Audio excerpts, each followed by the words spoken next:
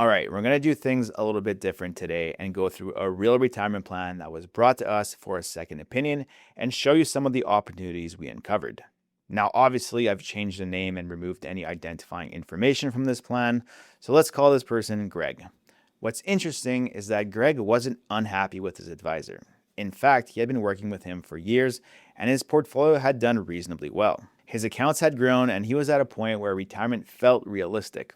So the investments weren't really the issue, but as retirement got closer, the questions started to change. The conversations were no longer about growing the portfolio. They were about things like how much can I safely spend? How do I reduce the amount of tax I pay over retirement? Which account should I draw from first? When should I start CPP or OAS?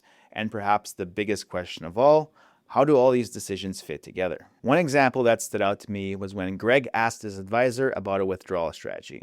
And the response he received was pretty vague and was essentially something along the lines of, we'll look at that later. Now, to be fair, that doesn't make someone a bad advisor, but it does highlight something I've noticed over the years. In medicine, your family doctor can be excellent at what they do, but if you're dealing with a heart condition, well, eventually you're going to get referred to a cardiologist. Not because your family doctor isn't good at their job, but because that particular problem requires a different level of specialization. I think retirement planning is very similar. Many advisors do a fantastic job helping people build wealth, but retirement isn't just a different stage of investing. It's a completely different set of decisions. Now we're talking about income planning, tax planning, CPP, OAS, withdrawal strategies, estate planning, and how all those decisions interact with each other over the next 30 years. When we reviewed Greg's plan, we uncovered several opportunities that hadn't been considered. None of them were flashy investment ideas. They were planning decisions that, when properly coordinated, would have a large impact on his retirement. The interesting part is that Greg knew something just didn't feel right. He had to watch many retirement videos online, but just couldn't put his finger on what was off. But before we get into the numbers here, let's start with something important. Greg's goal wasn't to leave behind the largest possible estate because he had a son who was doing well financially. His goal was to maximize how much he could spend throughout his lifetime and enjoy the retirement he had worked so hard for.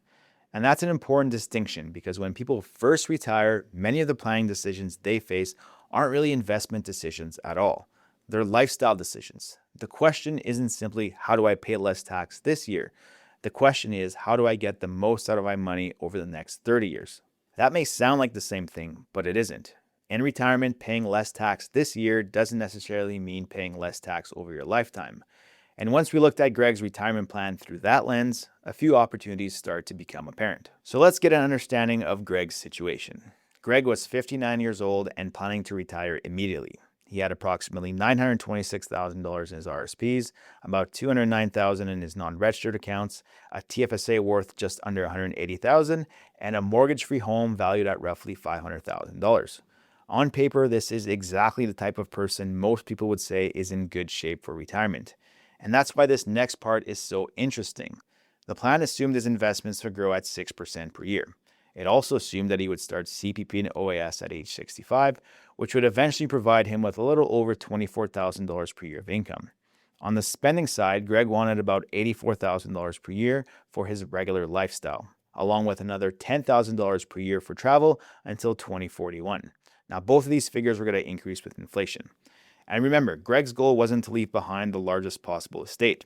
His goal was to maximize how much he could spend throughout retirement while still making sure the money lasted. So the first question I asked when reviewing the plan Greg was provided was a simple one.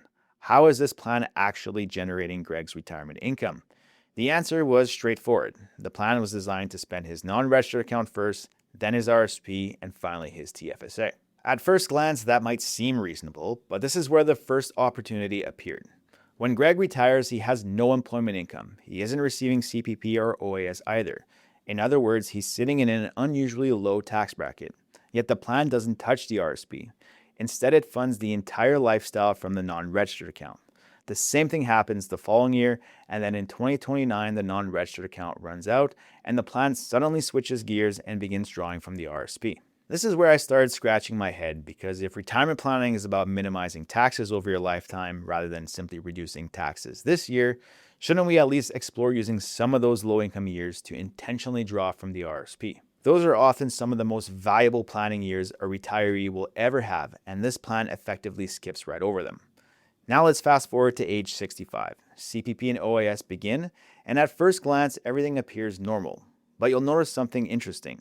Greg's OAS is already being reduced. The reason is that the large RSP withdrawals in the previous year created higher taxable income and triggered the OAS clawback. So we sort of end up with a strange result here. We have years where Greg is paying very little tax at the beginning of retirement because the RSP isn't being touched at all, followed by years where taxable income spikes up because the RSP suddenly becomes the primary source of income. It spikes so much that he begins to lose out on his OAS. But it doesn't stop there. High RSP withdrawals continue over the next few years, even though Greg's OAS is being clawed back. So it's important to smooth out your income over time and have a withdrawal plan in place that's going to be efficient. And that's where the next issue appears. In 2034, the plan assumes that Greg sells his home and the proceeds are added back to his non-registered account. As soon as that happens, RSP withdrawals stop and the strategy completely changes. So now instead of withdrawing from the RSP, the plan goes back to spending from the non-registered account. Now we have another stretch where taxable income drops, OAS returns to full levels, and the plan effectively reverses course. Personally, I prefer seeing retirement income plans built around long-term coordination rather than reacting to whichever account currently has money available. But the home sale revealed something else that really caught my attention. The plan assumes that Greg sells his home and then rents for $1,000 per month. Now, before we even discuss whether the math works, I think we need to ask a more important question. Would Greg actually do that? Would he actually find a suitable place to rent for $1,000 per month? Because a retirement plan doesn't fail because the spreadsheet is wrong. A retirement plan fails because real people don't behave the way the spreadsheet assumed they would. Now, someone living in a mortgage-free home worth $500,000 may decide to downsize. They might buy a condo, they may move closer to their kids, they may rent, or they may simply just stay right where they are. The point is that retirement planning should start with realistic lifestyle assumptions, and renting for $1,000 per month seems like a little bit of a stretch. Then there's another issue that's easy to miss. If we look at the TFSA throughout the projections, the account grows each year from investment returns, but the plan isn't taking advantage of future TFSA contribution room. In the early years of retirement, Greg has money sitting in a non-registered account that isn't being moved to his TFSA.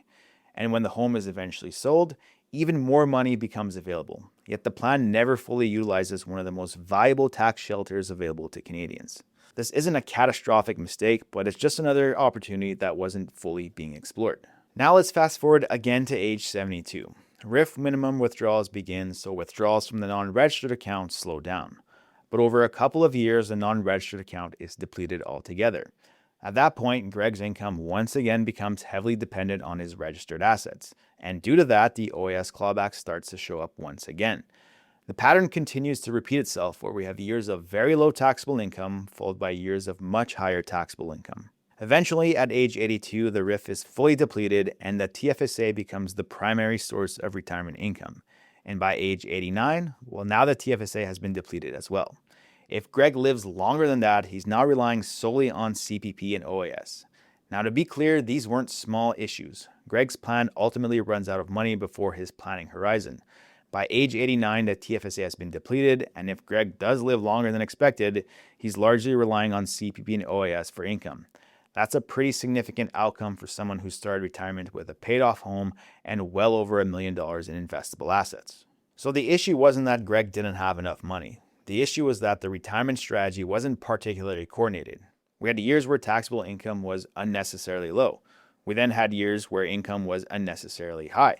We had OAS clawbacks that were completely avoidable. We had a withdrawal strategy that changed multiple times throughout retirement. We had assumptions that may not reflect how Greg would actually live. And we had opportunities to better utilize the tax-free savings account along the way.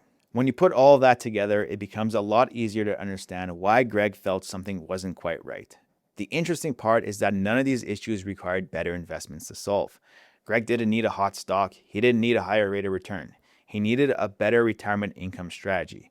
Because once we identified these opportunities, we were able to build a completely different retirement income plan using the exact same assumptions that this plan used. All right, so what I've done is I've tried to recreate the plan we just looked at as best as possible. So here we have Greg's net worth over time. So we have his home, again, which is eventually being sold in a few years in that dark color. We have his registered accounts in green, TFSA in blue, and his non-registered accounts in yellow. So same idea. What's happening is he's spending the non-registered accounts first over the first few years of retirement. Once those accounts are depleted, he's then shifting over to the RSP. When the house is eventually sold, that money goes to the non-registered account. Same idea as the other plan where nothing gets added to the TFSA. So then the non-registered account starts being spent first, and then the registered accounts take over from there until they're depleted. And then we have the TFSA bringing him all the way up to age 89. And then we see a little bit of red show up at the end here because he no longer has any money. And if he wants to keep sustaining his same lifestyle, he's going to have to go into some sort of debt. Now, the first thing that I want to change is the assumption of what happens when he sells his home. So renting for $1,000 per month is, I'll say, out of the question. Let's bump that up to $2,000 per month. And that's going to make our plan look worse because obviously now we have a higher expense in retirement. So we're running out of money a lot sooner with expenses at $2,000 per month. But what we want to do here is change our withdrawal strategy. Again, we have those early years in retirement where we can take advantage of his low income years. So we want to start drawing at least on some RSPs earlier on in retirement so that we do have a bit of taxable income and start drawing that money out instead of piling it all on at once and losing out on OAS and jumping into higher tax brackets down the road. So just to give you an idea of the change that makes. So when just kind of starting from scratch here with $2,000 a month in rent, we're at 86% funded for retirement, and we have an estate of, call it, minus $600,000.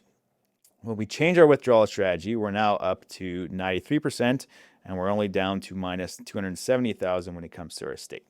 So now that we have a withdrawal strategy in place, we want to change our investment allocation. So how it's currently set up is that we're assuming 6% rate of return in each account.